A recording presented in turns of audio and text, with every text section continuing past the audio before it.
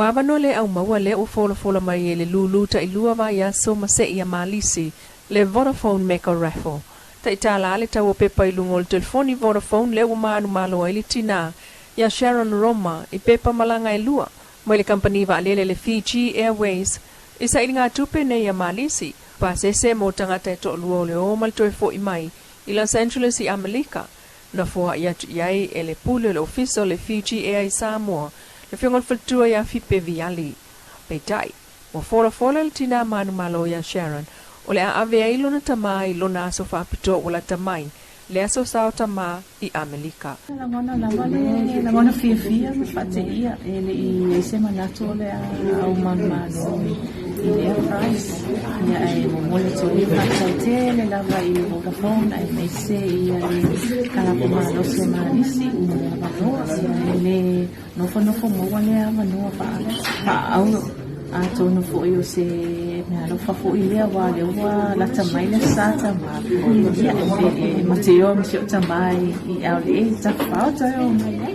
e tele isi fa ilonga fa popo mai le au fai business le tunu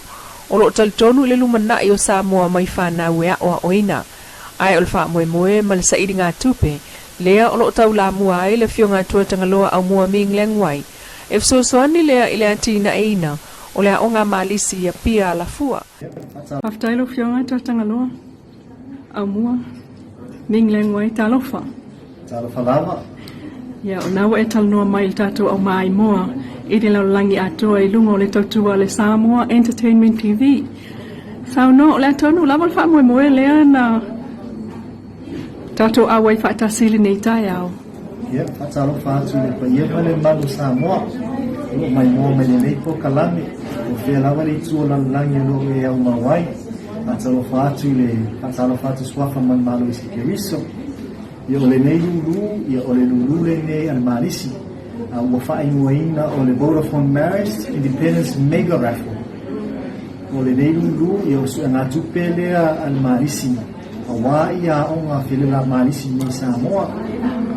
Marist Brothers Primary School I muri vai ia whapena fo I St. Joseph's College I Arafua. Sorry, did you want it in English or Samoa? Samoa. Mas oi. Se le umalai mo me nei lulu le afa ngalia e langolango e fo ia tatua onga marisi nei Samoa I vai lo ia Marist Brothers Primary School ia mo ia la fu lo ia Santo Josefo o se le ni foi la mo la afa ngalia so soani so tongi pi fai o tongi ia so tongi fai a onga I mo so soani e fo I po keti fo o a onga lo mana mia mo sai tainga yo lo ia fo fa me to fa fo le po Santo Josefo I o ia la fu e fa pena foi I mui vai ia pia Fafta ele la ititil fa moe ia malo foi tatonu e pisi lava ia lau fionga foi ia male pisi nisi au leo fa avanoa mo latina ina fa na wa Samoa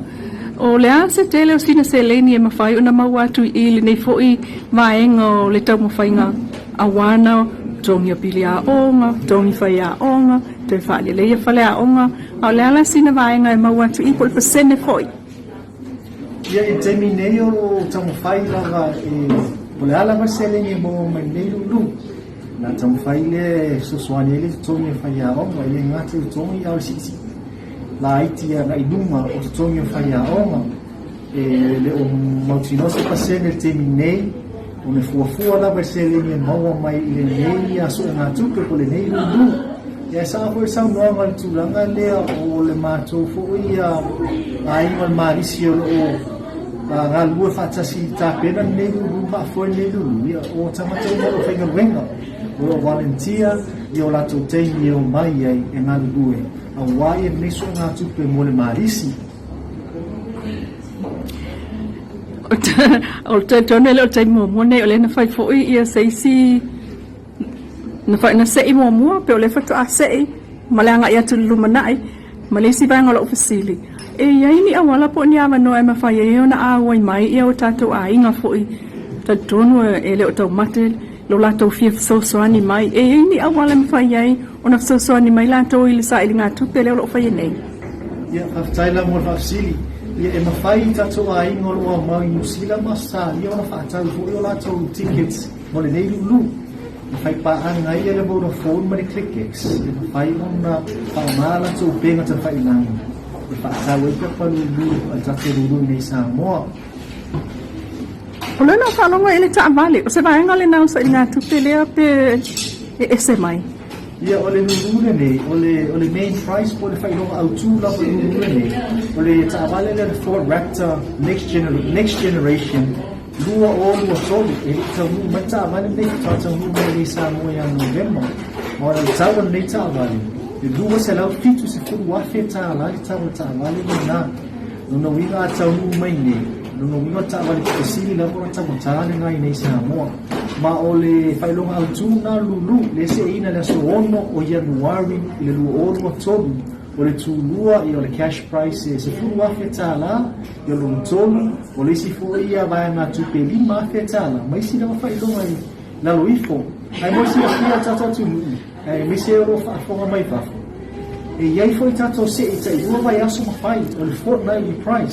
prices are, le lang se in an nei tai au ia le si le fortnightly price mua le Manumalo ia se tina fo i swafa ia Sharon Roma i le main price for the fortnightly price o lua ia airline tickets e fai malanga tuai i Los Angeles na toi fo i mai ai so e tai lua rama vai aso ma fai ia se i nei e se fu tasi ia se i nei tai lua vai aso ma fai e o atu lava i le main joa i aso ono Januari. Mo si la fia a Faatau no ticket tasi. E anga va ai oi se e lua le fortnightly draw i periota den Faatau no ticket i a male main draw. Le ma fai on e ma loa i le Ford Raptor